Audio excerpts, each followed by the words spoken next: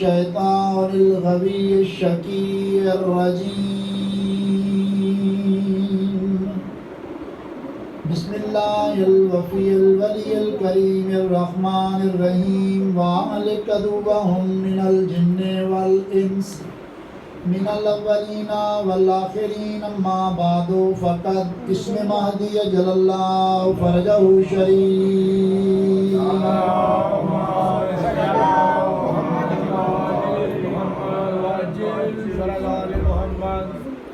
دعا ہے کریم مولا آپ سب مومنین کا اس بات مجلس میں آنا، برادران کا یہ اہتمام، خرچ اخراجات، نظر نیاز، اقلیم امامت کا 12واں تاجدار معصومین کی یادگار آقا و مولا سرکار سلطان زمین و زمن امام آخر الزمان اپنی بارگاہ میں نصرت میں شمار فرمائے۔ میرے عزت مآب سادات و مومنین، آپ سب دوستوں کی وقت اور ماحول کو ملحوظ خاطر رکھتے ہوئے توجہ اور اجازت ہو تو چند گزارشات اپنے مولا کے حوالے سے جناب کی گوشگزار۔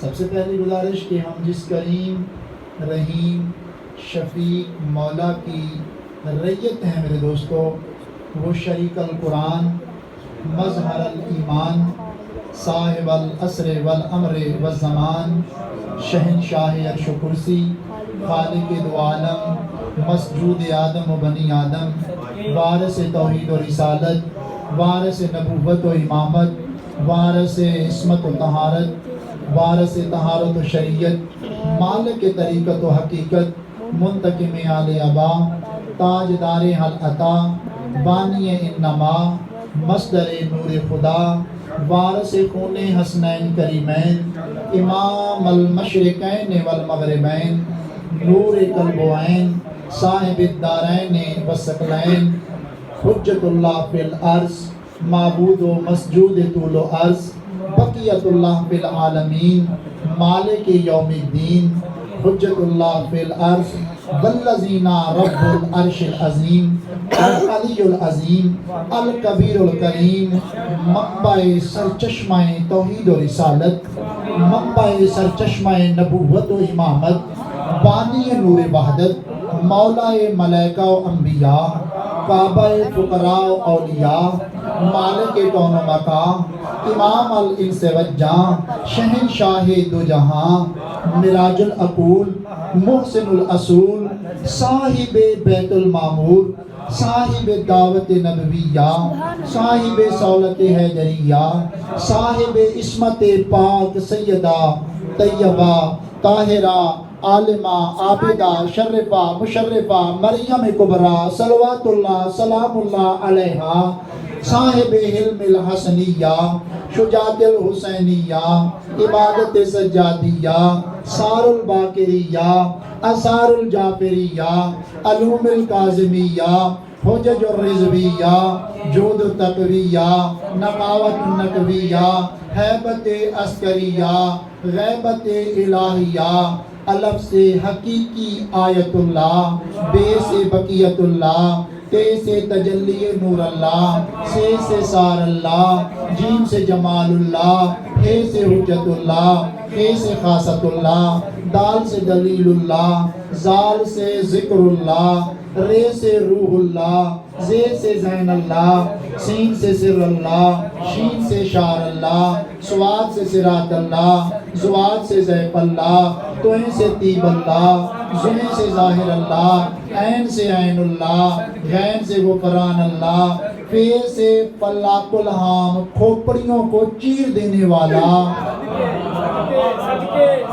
کاف سے قدرت اللہ، کاف سے کلمت اللہ، لام سے لسان اللہ، واو سے وجہ اللہ، ہے سے حیبت اللہ، یہ سے یا صاحب العصر والامر والزمان، الامان الامان من فتنة الزمان، من جور الزمان، من شر الشیطان، منعم و منان، مؤذن و آذان، بشیر و نذیر، سراج و منیر، علی کل شیء قدیر۔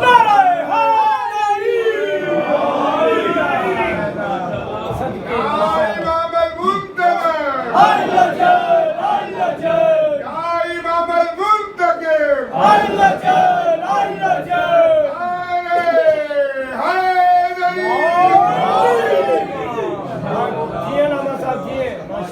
رتبہ جو میرے سر کو تیرے در سے ملا ہے، رتبہ جو میرے سر کو تیرے در سے ملا ہے، حالانکہ یہ سر بھی مجھے تیرے در سے ملا ہے۔ لوگوں کو ملا ہے تو مقدر سے ملا ہے، لوگوں کو ملا ہے تو مقدر سے ملا ہے، مولا ہمیں تو مقدر بھی تیرے در سے ملا ہے۔ میرے عزت مآب سامعین، سلامت رہیں، آباد و شاد رہیں۔ جو بیمار ہیں مولا ان کو صحت دے اپنی نصرت کے لیے، جو پریشان حال ہیں مولا ان کی پریشانیاں ختم فرمائے اپنی پاک نصرت کے لیے۔ میرے سامعین، جس طرح کہ کافی دوست ماشاءاللہ اس چیز کو اچھی طرح جانتے ہیں، 10 شوال یہ مولا سے منسوب ہے اور مخصوص ہے، اور انشاءاللہ اسی پہ ہم چند گزارشات جہاں تک مولا نے توفیق عطا فرمائی اور آپ دوستوں نے ساتھ دیا۔ سورہ آل عمران کی آیت ہے، ما کان الذین لیضر المؤمنین، ما کان اللہ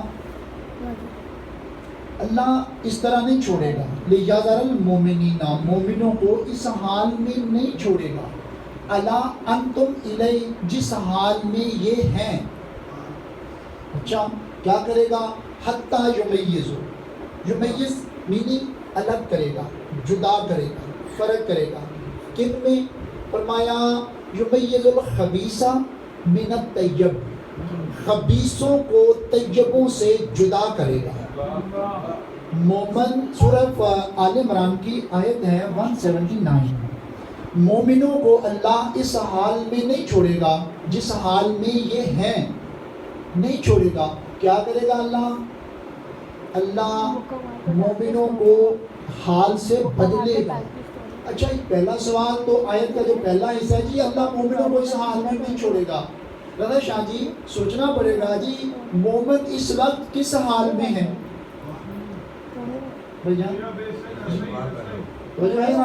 ماشاءاللہ پھر ریڈی بولی مسند پہ بیٹھ کے نہ بھی بولنا کافی ہے۔ ٹھیک ہے جناب، توجہ رکھیے گا جناب، خوش رہیں، سلامت رہیں۔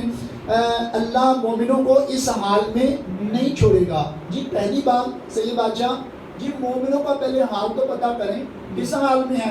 اللہ خیر کرے، ٹھیک ٹھاک ہیں، کیا ہوا مومنوں کے حال کو؟ تو میں ذرا اس بات کو آسان کرنے کے لیے آپ سے چھوٹا سا کوسچن کے طور پہ سوالیہ نشان لگاتا ہوں۔ مجھے یہ بتائیں اس وقت خصوصاً مومنین جہاں جہاں بھی ہیں، اور پھر مخلوق خدا انسانیت پوری کی بات آ جائے، مجھے یہ بتائیں انسانیت کے خصوصاً مومنین کے سماجی حالات، مذہبی حالات اور پلس سیاسی حالات کیا سلجھے ہیں یا الجھے ہیں؟ جی آپ ایگری ہیں اس بات سے؟ واقعی الجھے ہیں، یعنی کہ خصوصاً پھر مومنین کے سماجی حالات، مذہبی حالات یہ تو الجھے ہیں۔ اس کا مطلب اب میں آسان ہو گئی بات، میں دوبارہ یہ بات کر سکتا ہوں نا، اللہ کہہ رہا ہے میں مومنوں کو اس حال میں نہیں رہنے دوں گا جس حال میں یہ ہیں۔ کیا کرے گا؟ فرمایا میں کیا کروں گا ان کے حالات بدلنے کے لیے۔ کن کے؟ مومنوں کے حالات بدلنے کے لیے اللہ کہہ رہا ہے کہ میں خبیثوں کو من الطیب، خبیثوں کو جدا کروں گا۔ کن سے؟ طیب لوگوں سے۔ اس کا مطلب مومنوں کے حالات الجھنے کا ایک جو مین مقصد، جو اصل وجہ ہے وہ ہے خبیث جو طیبوں کے ساتھ ملے ہوئے ہیں، یہ جو گڈ ہوئے ہیں۔ جب تک یہ خبیث جدا نہیں ہو جاتے تب تک مومنوں کے حالات نہیں بدل سکتے۔ تو میں ایک عرض کریں آؤ مالک کی بارگاہ میں، اے باری اللہ تو علی کل شیء قدیر ہے، تو نے ہی قرآن پاک میں یہ ایک جگہ پہ ارشاد فرمایا کہ کچھ نیکیاں ایسی بھی ہیں جو گناہوں کو معاف کروا دیتی ہیں۔ کچھ نیکیاں ایسی ہیں وہ نیک کام کرو اللہ تمہارے گناہ معاف کر دے گا۔ بلکہ ایک جگہ تو سورہ فرقان میں یہ بھی فرمایا کہ اولئک یتبدل عن سیئاتہم حسنا، کہ گناہوں کو اللہ نیکیوں میں بدل دے گا۔ اے مالک، اگر تو نیکیوں سے گناہ معاف کر سکتا ہے، اگر گناہ نیکیاں بن سکتے ہیں، تو پروردگار عالم تیری بارگاہ میں ایک عرضی ہے ہماری، کیا یہ طیبوں سے خبیثوں کا جدا کرنا ضروری ہے؟ کیا یہ خبیث طیب نہیں ہو سکتے؟ یہ نہیں ہو سکتا۔ تو فرمایا، پھر علماء حق نے عارفین فرماتے ہیں یہ بات تم تبھی کر رہے ہو، اس کا مطلب تم خبیث کے معنی نہیں جانتے۔ دیکھو پیغمبر خدا کا ایک لقب ہے شفیع المذنبین، کیا مطلب؟ گناہ گاروں کی شفاعت کرنے کا تو ریفرنس ملے گا، لیکن شفیع الخبیثین، خبیثوں کی شفاعت کرنے کا ریفرنس نہیں ملے گا۔ اس کا مطلب یہ خبیث ہوتا کون ہے؟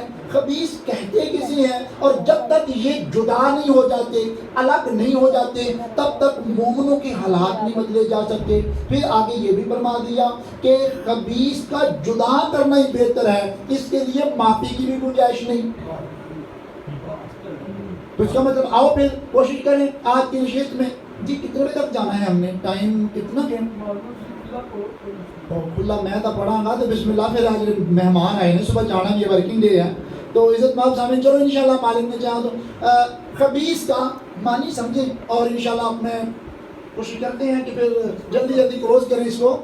خبیث عربی لینگویج میں خبیث کے میننگ، جو عرب دسترخوان میں کھانا لگاتے تھے، اس دسترخوان میں جو بچی ہوئی ہڈی ہوتی ہے گوشت کی، عربی لینگویج میں اس ہڈی کو خبیث کہتے ہیں۔ نمبر 2، صبح صبح گھر میں جو پردہ دار جھاڑو لگاتی ہیں، صفائی کرتی ہیں، وہ جو کچرا ہوتا ہے نا، کوڑا کچرا، اس کو بھی عربی زبان میں خبیث کہتے ہیں۔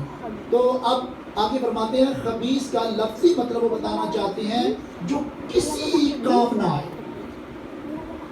خبیث جو کسی کام نہ آئے اس کو خبیث کہتے ہیں۔ اچھا جی، اب واپس چلتے ہیں اس آیت پہ کہ اللہ خبیثوں کو طیبوں سے جدا کر کے چھوڑے گا۔ اچھا جی، تو اس کا مطلب یہ جب ہم المنجز سے یہ معنی دیکھا کہ خبیث وہ ہوتا ہے جو کسی کے کام نہ آئے، تو اس کا مطلب خبیث وہ ہے جو کسی کے کام نہ آئے، ایک دوسرے کے کام نہ آنا، یہ خباثت ہے، اور پروردگار عالم کو یہ عمل انسان کا بالکل پسند نہیں، تو وہ انسان ہونے کے ناطے دوسرے کے کام نہیں آ رہا۔ اب جب اس پہ غلط کیا گیا، اب آگے لفظ ہے طیب، طیب سے جدا کرے گا کن کو؟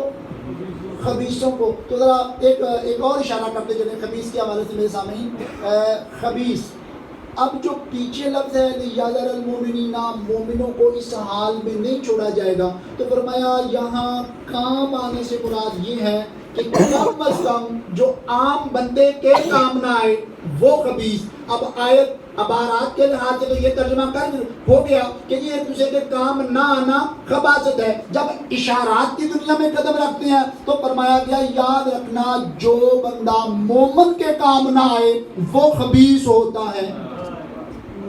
جو بندہ مومن کے کام نہ آئے وہ خبیث ہوتا ہے، اور خبیث کا جدا ہونا ہی بہتر ہے۔ تو میرے سامنے میں کہتا ہوں جو عام مومن کے کام نہ آئے وہ خبیث ہے، تو جو امیر المومنین کے کام نہ آئے،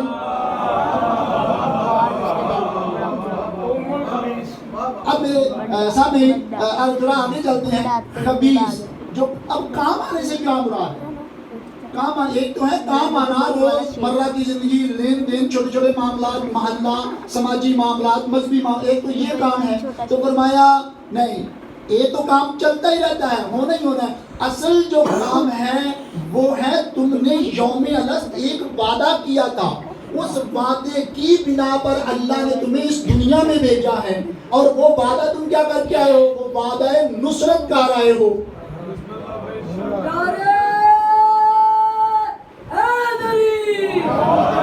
وہ وعدہ نصرت، کیا ہم سب نے کیا ہے وعدہ نصرت؟ آپ کے ہاتھ میں مولا سے یہ بات منسوب ہے. کسی بندے نے کہا سرکار کیا وہ وعدہ نصرت میں نے بھی کیا تھا؟ مولا فرماتے ہیں ہاں آپ نے بھی کیا تھا. مولا اگر میں نے کیا تھا پھر مجھے یاد تو نہیں ہے. تو مولا فرماتے ہیں اگر تمہیں وہ وعدہ یاد رہ جاتا پھر ہم وہاں سے یہاں کیوں آتے؟ اب آئے اس لیے ہیں تمہیں وقتاً فوقتاً ہر موڑ پہ وہ وعدہ نصرت یاد کروائیں اور تم اپنا وعدہ وفا کر سکو. اس لیے تو کہا گیا خبردار وعدہ خلافی نہ کیا کرو. ہم نے اپنے ہی وعدے آگے رکھ لیے. یہ آپ نے مجھ سے وعدہ کیا تھا آپ تو کافر ہو گئے ہیں. وہ جس وعدے کے لیے ایکشن لیا جائے گا خبردار وعدہ خلافی نہ کرو میرے دوستو. وہ وعدہ نصرت ہے. اب اس لیے فرمایا گیا تھا یاد رکھنا جب تک خبیثوں کو طیبوں سے جدا نہیں کیا جاتا. تو اب آسان ہو گئی نا بات. یہ بات کہنا آپ میرا خیال یہی چاہتے ہیں کہ جو بندہ مومن کی نصرت نہ کرے وہ خبیث. تو جو اس کی نصرت نہ کرے جس کی نصرت کا وعدہ اللہ کی بارگاہ میں کر کے آیا, جس کی نصرت کرنا ہی اس کی زندگی کا مقصد تھا, اگر اس وعدے سے رہ گیا تو میرے سامنے نصرت نہ کرنا یہ خباثت ہے. اگر نصرت سے رہ گیا تو یاد رکھنا سارے عمل رہ گئے, کوئی عمل قابل قبول نہیں. اس لیے تم سے ہر معصوم کے دور میں کیا مانگا گیا؟ یعنی کہ دعوت ذل شیرہ سے بات شروع ہوتی ہے تو پیغمبر خدا نے دعوت ذل شیرہ میں کیا کہا تھا کہ میں اللہ کا رسول ہوں, اس نیک مشن میں کون میری دعوت ذل شیرہ یاد ہے. جنگ صفین مولا میر کائنات نے کہا کون میری, ایسی ہے. کربلا کے میدان میں کتنا بڑا اعلان حل من ناصر. تو نصرت مانگی گئی. نصرت تمہارا, نصرت سے مراد یہ نہیں کہ وہ محتاج ہیں. اب اللہ کہہ رہا ہے قرآن میں یا ایھا الذین آمنوا کونوا انصار اللہ, اے مومنو اللہ کے مددگار بن جاؤ. تو اب اللہ جو مدد مانگ رہا ہے اس کا مطلب جب تک قرآن ہے, قرآن میں سورت ہے, سورت میں آیت ہے, تو یہ آیت تو مطالبہ کر رہی ہے اے ایمان والو اے مومنو اللہ کے مددگار بنو. اب کوئی تو ہستی ہو نا جس کی مدد اللہ کی مدد ہو, کوئی ہستی تو ہونی چاہیے نا. تو میرے سامنے ذرا ہم آگے چلیں گے. جی عام مومن کی نصرت نہ کرنا کیا ہے؟ خباثت ہے, وہ خبیث ہے. اور خبیثوں کا جدا ہونا کن سے؟ طیبوں سے. اب جناب سیدھی سیدھی بات بالکل آسان ہوتی جا رہی ہے. آگے آئے کہ یہ سمجھ آ گئی نصرت نہ کرنا مولا کی, مولا والوں کی نصرت نہ کرنا. اب یہ بات پریشان نہ ہونا جی مولا کی نصرت تو سمجھ میں آتی ہے, مولا والوں کی نصرت. بھئی کربلا کے میدان میں دیکھیں وہ جناب کو یاد ہوگا کہ وہب بن عبداللہ کلبی بظاہراً کرسچن ہے, تو جب وہ میدان میں اترا دونوں بازو کٹ گئے تو اس کی زوجہ وہ اپنا خیمے کی چوب لے کے جب میدان میں اتری تو مولا نے کیا فرمایا تھا کہ عورت پہ جہاں طاقت ہے وہ میدان میں نہ جائے. میرے نانا کی شریعت روکتی ہے. تو اس عورت نے کیا جواب دیا؟ سرکار ہمیں کیا پتا, آپ جانے آپ کے نانا جانے, ہمیں تو اتنا پتا ہے آپ کے چاہنے والوں کی بھی نصرت واجب ہوتی ہے.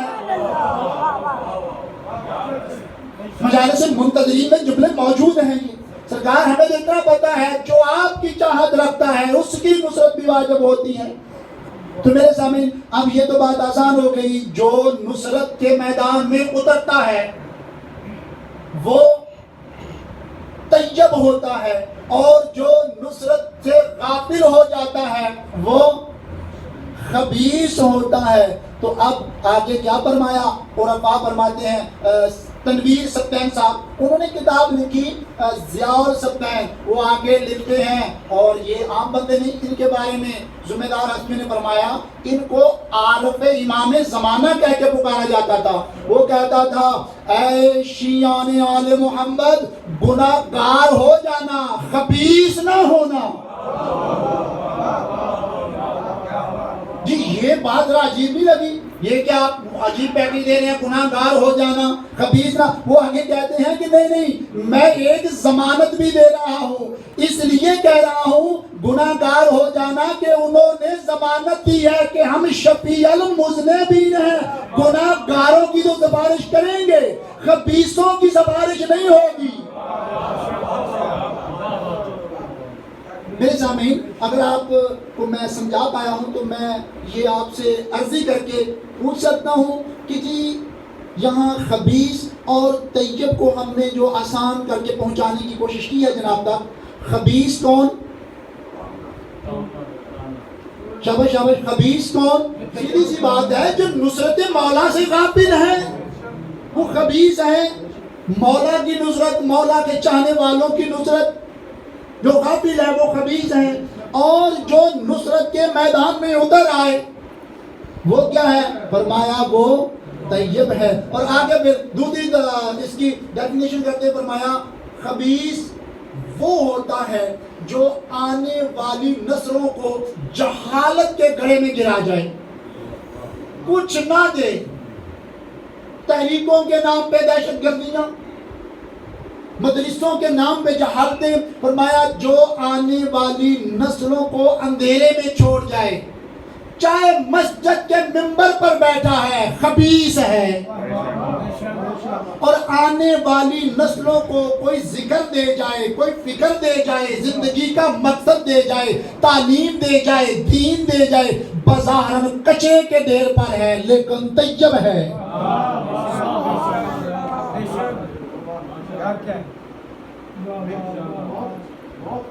اگر آنے والی نسلوں کو کوئی فکر دے جائے، کوئی مقصد دے جائے، تو فرمایا گیا وہ کیا ہے؟ طیب ہے۔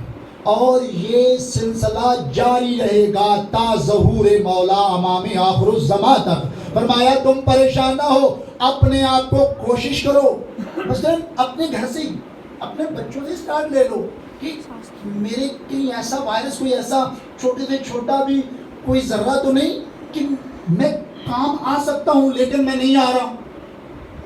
اپنے گھر سے ہی، بچے تو بسم اللہ آپ کے ہی ہیں، لیکن آپ کون ہوتے ہیں بچوں پہ حق جتلانے والے؟ یہ تو میرے مولا کی امانتیں ہیں تیرے پاس، جو مولا نے بن مانگے تجھے دے دی۔ ایسا سوچنا ہے تو پھر سفر شروع ہوگا کہ کہیں ایسا تو نہیں کہ میں ان کے کام آ سکتا ہوں، میں نہیں آ رہا۔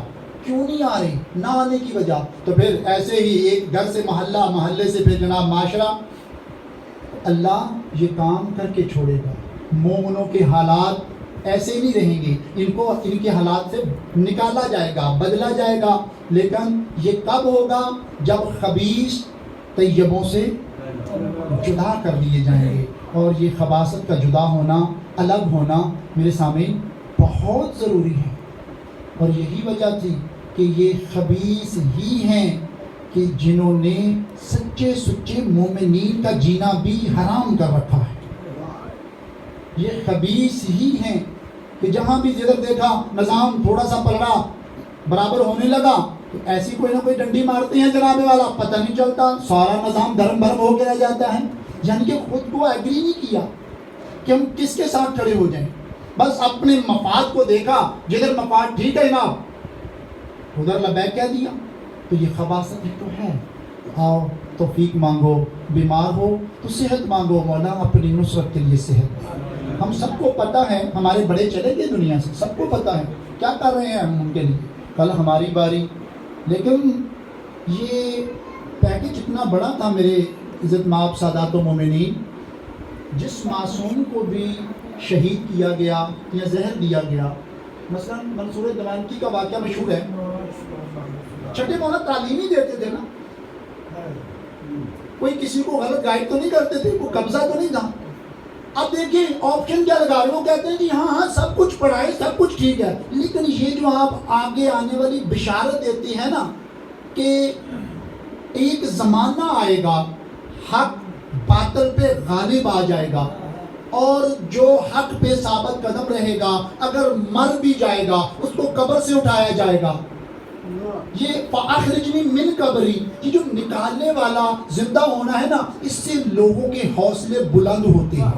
جب حوصلے بلند ہوتے ہیں پھر یہ مرنے سے ڈرتے ہی نہیں ہیں۔ تو آپ یہ آنے والی بشارت نہ لیں، یہ آپشن لگا دیں۔ تو میرے سامعین آج بھی کچھ ایسے ہی سلسلے ہیں. جی ہم کون ہیں, ہماری اتنی اوقات ہے کیا لشکر مہدی, اور کجا ہم, ہماری یہ ہمارے عمل ہمارے اعمال ہیں ایسے. یہ بھی بتائے تو جی لو جی اور بھئی عملہ نے نال سب کچھ ہوتا ہے, ہمارے عمل ہیں ایسے. تو کیا عرفا کی دنیا میں کہا گیا جے دیکھا میں اپنے عملہ والے تے کچھ نہیں میرے پلے, مولا جے دیکھا تیری رحمت والے. میرے سامعین کون ہے مائی کا لال جو یہ دعویٰ کرے کہ میں اپنے اعمال کے پل بوتے پہ جنت میں جاؤں گا.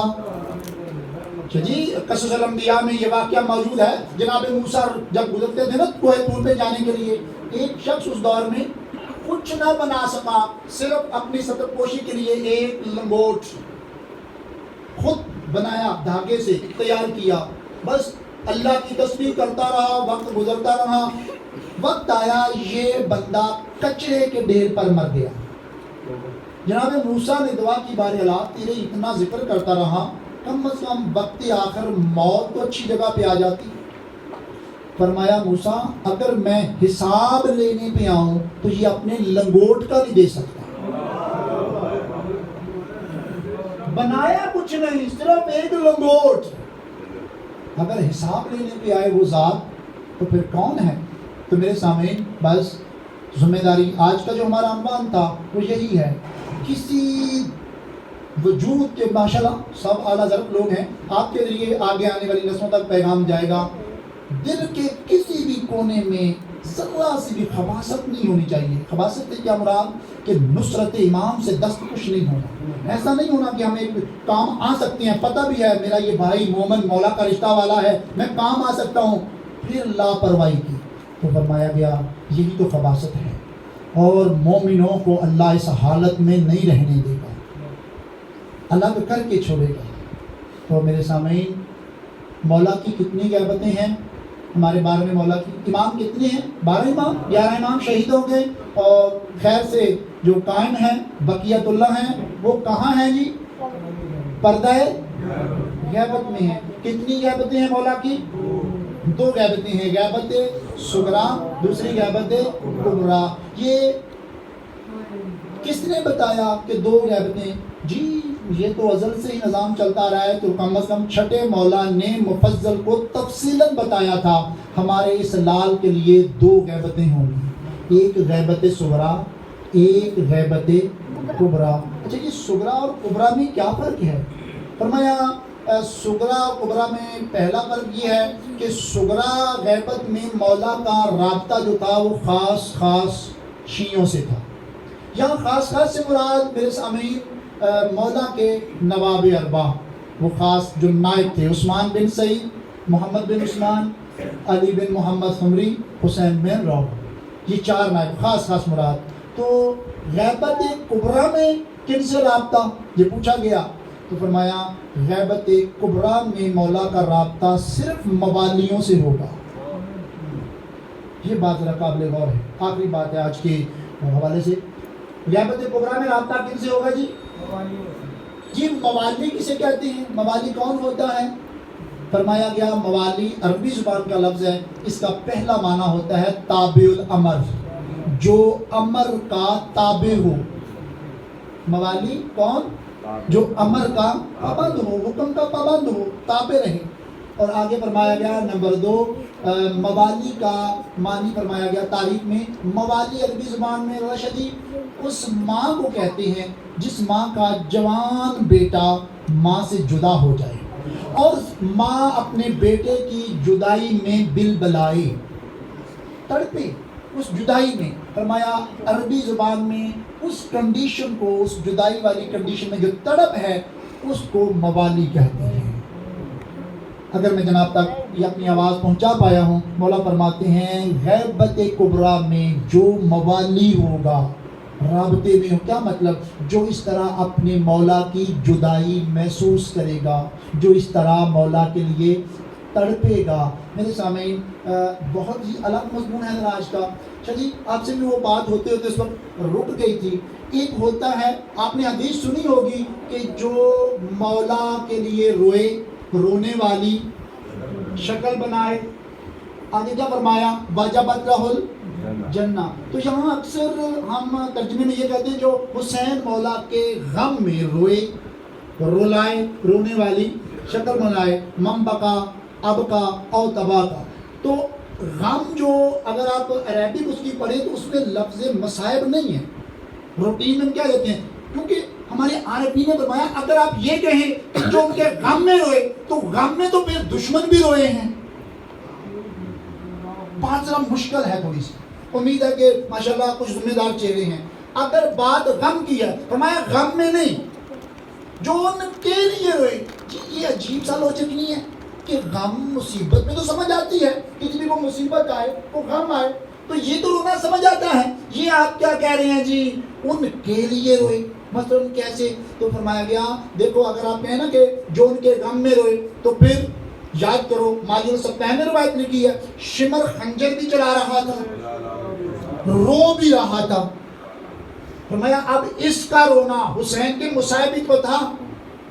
اپنا مشاہدہ کر لیں زندگی کا. کوئی المیہ سامنے آ جائے، کوئی ایسا معاملہ، فطرت ہے انسان کی، مصیبت دیکھ کے دکھ دیکھ کے دل بھر آتا ہے، آنکھیں بھر آتی ہیں، ہائے نکل جاتی ہے، رونا آ جاتا ہے، فطرت ہے. تو فرمایا رونا فطرت میں ہے، مصیبت غم برداشت نہیں ہوتا. لیکن یہ حدیث کہہ رہی ہے کہ جو حسین پر روئے. اب اس بات کو ثابت کرنا بہت مشکل ہے. دیکھیں کیا صرف رونا بھائی جان غم پہ ہی آتا ہے، مصیبت پہ ہی آتا ہے؟ نہیں، مصیبت کے علاوہ مثال کے طور پہ بیٹا جوان ہے، اسٹڈی کے لیے یا کاروبار کے لیے 5-10 سال کے لیے جا رہا ہے دوسرے ملک میں، تو اس وقت بھی آپ نے دیکھا ہوگا کچھ ایسی فیملیاں ہوتی ہیں کہ بیٹے کا جدا ہونا، عزیز رشتے کا جدا ہونا. اب یہ وہ مصیبت تو نہیں ہے، کاروبار کے لیے جا رہا ہے یا اسٹڈی کے لیے جا رہا ہے. تو یہ آپ جو روئے ہیں، چہرے پہ افسردگی آئی ہے، چہرے پہ ملال آیا ہے، یہ کیوں آیا ہے بتائیں ذرا؟ کس وجہ سے آپ کی آنکھ باہر آئی ہے؟ کوئی مصیبت تو نہیں آئی یہاں پہ. دوسری ایک چھوٹی سی مثال دے کہ میں حدیث بیان کر کے بات ختم کرتا ہوں. مثال کے طور پہ جب شادی ہوتی ہے تو بیٹی کی رخصتی ہو، سب کچھ خوشیوں سے کیا ہے. کیا وجہ ہے؟ کچھ فیملیوں میں ایسا بھی ہوتا ہے کہ جب بیٹی کی رخصتی ہو تو شادی اس وقت جو عزیز رشتہ دار ہوتے ہیں. اب یہاں کوئی مصیبت تو نہیں آئی، آپ کیوں روئے ہیں؟ پریشان تو نہیں ہو رہے؟ بات قابل غور ہے. یہ آپ کیوں روئے ہیں بتا سکتے ہیں؟ ہمت کرو، آسان بات ہے. شاباش، اللہ آپ کا بھلا کرے. بھئی یہ ہر بات مصائب پہ نہیں، یہ جس چیز نے رلایا ہے یہ اس محبت کی جدائی ہے. یہ جدائی نے رلایا. اب میں جناب آپ کو حدیث سنا کے بات مکمل کرتا ہوں. یاد کریں مسجد نبوی ہے، پیغمبر خدا کے صحابی رسول ہیں، نام ان کا صوبان ہے، سے واو بے الف با نون. صوبان صحابی رسول بہت ضعیف ہے اور رو رہے ہیں. پیغمبر خدا نے رونے کی وجہ پوچھی، صوبان کیوں رو رہے ہو؟ سرکار کیا کروں، پچھلا پارہ ہے، اب عذابی ساتھ نہیں دیتی اور وجود بالکل میرا کام چھوڑ گیا، سانسوں کی ڈور پتہ نہیں اب سانس آئی یا پچھلی آئے نہ آئے. تو پیغمبر خدا فرماتے ہیں صوبان کیا ہوا، رو کیوں رہے ہو؟ ہم وعدہ کرتے ہیں مقامہا فی الجنہ، اگر تم مر گئے تو جنت میں جاؤ گے. اور رونا بڑھ گیا، رو کے کہتے ہیں سرکار جنت میں بھی چلا گیا، آپ سے تو جدا ہو جاؤں گا نا. سرکار آپ کی جدائی کا نعم البدل جنت تھوڑی ہے. آپ کا شکریہ آپ نے سمجھنے میں مدد کی میری. سرکار آپ کی جدائی کا نعم البدل جنت تھوڑی ہے. اب یہ نقطہ اگر آپ لے جائیں تو یہی کافی ہے. یہ صوبان کا واقعہ مسجد نبوی میں ہمیں کیوں سنایا جا رہا ہے کہ صوبان نے دیدہ دلیری سے کہہ دیا سرکار آپ کی جدائی کا نعم البدل. اور ہمارے تو سارے علم کے زندگی کے گھوڑے دوڑی جنت کے لیے رہے ہیں.